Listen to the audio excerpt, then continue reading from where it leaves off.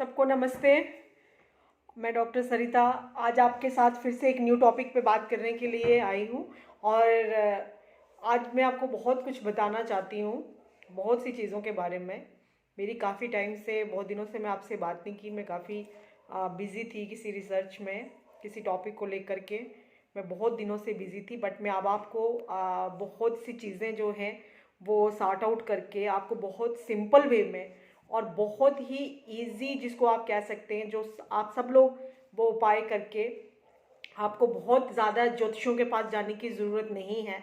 आप आराम से घर बैठ के हर कोई वो उपाय करके ना तो फ़ायदा ले सकता है। वो मैं आपको अपनी टिप्स ज़रूर आपके साथ शेयर करूँगी। और अभी जैसे कि आपको पता है कि अब ये साल जो है वो ख़त्म होने वाला है, अभी कुछ चंद ही दिन रह गए हैं। अभी भी आपने देखा कि सूर्य जो हैं वो उन्होंने अपना राशि परिवर्तन किया। जैसे आज 17th है, 17 दिसंबर है। और 16 मॉर्निंग में ही समझो सूर्यदेव ने अपना राशि परिवर्तन कर लिया। तो ये अभी जो उनका परिवर्तन हुआ है सूर्य देव का, वो हुआ है धनु राशि में। और ये कुछ राशि वालों के लिए बहुत अच्छा रहेगा। ऑलमोस्ट मैं तो ये कहना चाहती हूँ कि ये सबके लिए बहुत अच्छा है। बट आप सबके लिए मैं एक कॉमन जो चीज़ है वो आप सबको बताऊंगी कि आप सब कॉमनली क्या करेंगे, जो सब के लिए एक एक को स्पेसिफिकली नहीं।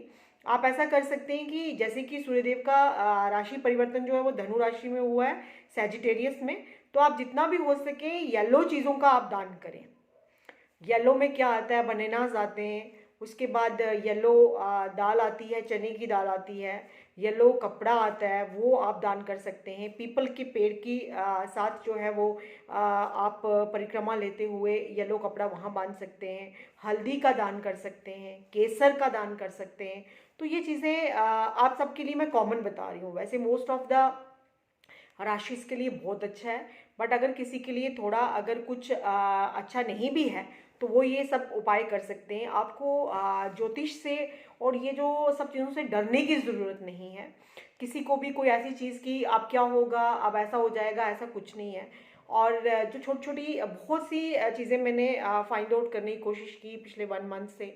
जैसे कईयों की जो जन्म कुंडली होती है, जब हमारा जन्म होता है और जो लगन के टाइम पे उस टाइम जो ग्रहों की स्थिति होती है उसके अकॉर्डिंगली अगर कुछ स्पेशल युतियाँ होती हैं, कॉम्बिनेशंस होती हैं, और उन कॉम्बिनेशंस के ऊपर मैं आपके सबका बात करना चाहूँगी। जिस तरह से अगर किसी के बर्थ चार्ट में शुक्र और सूर्य की युति है, सूर्य और शनि की युति है, सूर्य शुक्र और बुध की युति अगर हो गई है किसी की कुंडली में, अगर किसी की कुंडली में 5 ग्रह इकट्ठे हो गए हैं, अगर किसी में की कुंडली में 4 ग्रह इकट्ठे हैं, या किसी का जो है कोई ग्रह उसको किस तरह से देख रहा है। मान लो शुक्र किसी का 6th हाउस में है, या राहु साथ में आ गया, शुक्र के साथ राहु आ गया, तो उसके क्या है, ये जो कॉमन सी चीज़ें हैं ये आप हर अपना बर्थ चार्ट खोल करके आप देख सकते हैं। और उन पर से आप देख सकते हैं कि जो चीज़ें मैंने बताई हैं वो किस किस उस पर फिट इन होती हैं। अगर मान लो शुक्र और चंद्र की युति हो गई, राहु और चंद्रमा इकट्ठे हो गए, राहु और सूर्य इकट्ठे हो गए। तो आज मैं सिर्फ सूर्य की बात करूंगी। आपको सिर्फ एक चीज़ बताऊंगी कि अगर सूर्य कहीं पे भी, अगर सूर्य राहु के साथ है, अगर सूर्य शुक्र के साथ है, अगर सूर्य केतु के साथ है, और अगर सूर्य जो है, मोस्टली लोगों का यही कहना होता है कि सूर्य जो है वो राहु के साथ बैठ गए हैं और उसकी वजह से हमारे जो है वो इल इफेक्ट्स आना शुरू हो गए। या सूर्य शनि के साथ बैठे हैं कि सूर्य और शनि दोनों बाप बेटे का रिलेशन होता है। सो ये तो हो गए एक प्रॉपर मतलब के कॉम्बिनेशंस जो किसी के बर्थ चार्ट में होती हैं। बट ऐसा भी होता है कि अगर 5th हाउस में जाकर के शनि बैठ जाएं, या 5th हाउस में जाकर के कोई ऐसा प्लेनेट बैठ जाए, उसके भी वैसे इफेक्ट मिलना शुरू हो जाते हैं। या कोई प्लेनेट किसी की कौन किस दृष्टि से दूसरे को देख रहा है, हाउस को देख रहा है, तो उसका भी बहुत इम्पैक्ट पड़ता है। तो आज मैं सिर्फ एक ही पॉइंट डिस्कस करूंगी, और बाकी आने वाले न्यू ईयर पे मैंने आप सबके लिए हर एक को अलग से, सब लोगों आपकी तरफ से ही मेरे को ये मैसेज आए कि आप हमें अलग अलग से मतलब 2022 का जो राशिफल है वो हर एक राशि का अलग अलग बताएं। तो मैं वो पूरा वो सीरीज़ मैंने तैयार की है, मैं आप सबके साथ शेयर करूंगी। और स्टार्टिंग में ही शेयर कर दूंगी 1-2 दिन में आप मेरी वीडियोस को देखें और उसका इंतज़ार करें। संडे को मोस्ट प्रोबेबली मैं अपनी सारी वो सीरीज़ का एक एक करके पहले मेष राशि वालों के लिए, फिर वृषभ के लिए और सबके लिए बताना शुरू कर दूंगी। और आज मैं सिर्फ सूर्य की अगर कोई इल कॉम्बिनेशन है, मीन्स सूर्य अगर राहु के साथ है, सूर्य अगर केतु के साथ है, सूर्य अगर शनि के साथ है, या सूर्य अगर शुक्र के साथ है, कुछ ऐसी कॉम्बिनेशंस अगर बन जाती हैं और उससे आप किस तरह से अपने, क्योंकि सूर्य हमारे आत्मा का कारक है, सूर्य चंद्रमा अगर हमारा मन है तो सूर्य हमारी आत्मा है। तो इस सब के लिए मैं आप सबको ना एक ही उपाय बताना चाहूँगी कि आपने क्या करना है कि देखो, ये ज्योतिष को समझना, आप इससे डरे मत, समझने की कोशिश करें। और ये सब चीज़ें हमारी लाइफ में होती हैं, कुछ हट के ऐसी बात नहीं है कि ये बड़ा ही मतलब कि सुपरस्टिशियस है, ऐसा कुछ भी नहीं है। अगर सूर्य ज़्यादा पूजा पाठ करना भी कईयों की कुंडली में नहीं होता, आपको लगेगा कि मैडम क्या बोल रही हैं, कि अगर कुछ लोगों को ना जैसे सूर्य और शुक्र की अगर युति है तो उनको अपने घर में अखंड ज्योत नहीं जलानी चाहिए, और फॉर दैट मैटर उस पर्सन को ज्योत जगानी ही नहीं चाहिए जिसको सूर्य और शुक्र की कॉम्बिनेशन है। तो अगर आप कहेंगे कि लोग अखंड ज्योत जलाते हैं, इतना पूजा पाठ करते हैं, आप तो हमें कह रहे हैं कि आपको पूजा पाठ करने की ज़रूरत नहीं है। हाँ, कुछ लोगों को बिल्कुल भी पूजा पाठ करने की ज़रूरत नहीं है।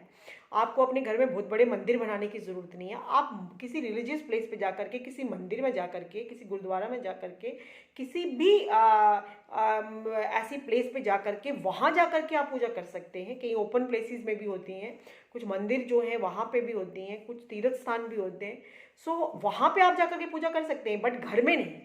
सो ये सब चीज़ें बहुत डीप हैं और वन बाय वन में डिस्कस करूँगी एक गो में। तो मैं आप सबको अभी इस वीडियो में सारी चीज़ें मैं नहीं बता सकती हूँ, बट मैं आपके साथ आज सिर्फ सूर्य की बात करने चाहती हूँ कि अगर किसी की सूर्य की प्लेसमेंट राहु के साथ होगी, केतु के साथ होगी, शनि के साथ होगी, और आप क्या करेंगे। सूर्य हमारी आत्मा का कारक है। आपने एक कोई भी, अब ये देखना, सिर्फ इतना देखना है कि वो किस घर में बैठे हैं। अगर मान लो कि सूर्य जो है वो सेकंड हाउस में है, फर्स्ट में है, थर्ड में है, तो उसी हाउस के साथ रिलेटेड डाइटी, भगवान की आइडल की प्राण प्रतिष्ठा आप करा करके मंदिर में आप प्राण प्रतिष्ठा करा सकते हैं। इससे आपको बहुत फ़ायदा मिलेगा। किसी को भी, अगर सूर्य हमारी आत्मा का कारक है, सूर्य हमें गवर्नमेंट जॉब के साथ जोड़ते हैं, सूर्य हमें गवर्नमेंट से बेनिफिट से दिलाते हैं, सूर्य हमारे हाई ऑफिसर्स हैं, सूर्य हमारा गवर्नमेंट जॉब है, सूर्य हमारी आत्मा का कारक है, सबसे बड़ी बात है। तो आप किसी भी मंदिर में, घर में नहीं आप प्राण प्रतिष्ठा करा करके कोई मूर्ति रखें, आप मंदिर में किस प्राण प्रतिष्ठा करवा के उस मूर्ति में प्राण डाल के, क्योंकि आत्मा है, तो आप अगर जिस तरह से प्राण प्रतिष्ठा करके मंदिर में मूर्तियां रखते हैं वैसे आप करवा सकते हैं, और इससे आपको बहुत बेनिफिट मिलेगा। चाहे किसी भी ग्रह की दशा चल रही हो प्रेजेंट में, at the time of birth अगर हमारे चार्ट में कोई ऐसा इल कॉम्बिनेशन है तो हम ऐसा कर सकते हैं किसी भी मंदिर में जाकर के। ये बिल्कुल डिफरेंट आपको लगेगा, बट इसके बेनिफिट्स बहुत ज़्यादा हैं, और आप ऐसा करवाएं, क्योंकि उनका एक प्रोसीजर होता है। जब भी मूर्तियों में प्राण प्रतिष्ठा की जाती है तो उनका एक बड़ा पर्टिकुलर प्रोसीजर रहता है कि वो किस तरह से उन मूर्तियों को, मंत्रोच्चारण तो होते ही होते हैं, बट बहुत सी चीज़ों के साथ हम उस आइडल को, जो प्रतिमा होती है भगवान की, उनको उनके साथ रखते हैं। तो आप ऐसा कर सकते हैं। इसके बाद आगे भी कंटिन्यूटी में मैं आपको बहुत सी चीज़ें बताऊंगी। इसी टॉपिक पे हम फिर से डिटेल में बात करेंगे, और आप मेरे साथ जुड़े रहें। और मैं कुछ इसी रिसर्च में ही बहुत बिजी थी, कुछ फाइंड आउट कर रही थी कुछ कॉम्बिनेशंस के बारे में, तो मैं आपके साथ जुड़ नहीं पाई। और अब मैं ने सारा अपना पूरा सीरीज़ जो है वो कंप्लीट कर ली है, तो मैं आपके साथ शेयर करती जाऊंगी। प्लीज़ आप लोगों के साथ भी ये चीज़ शेयर करें, मेरी वीडियो को लाइक करें, शेयर करें। और मेरे जो लोग नए हैं, मैं उनकी बात करती हूँ, उन जो भी लोग न्यू जुड़ रहे हैं वो मेरे चैनल को सब्सक्राइब करें। सो थैंक यू, नमस्कार।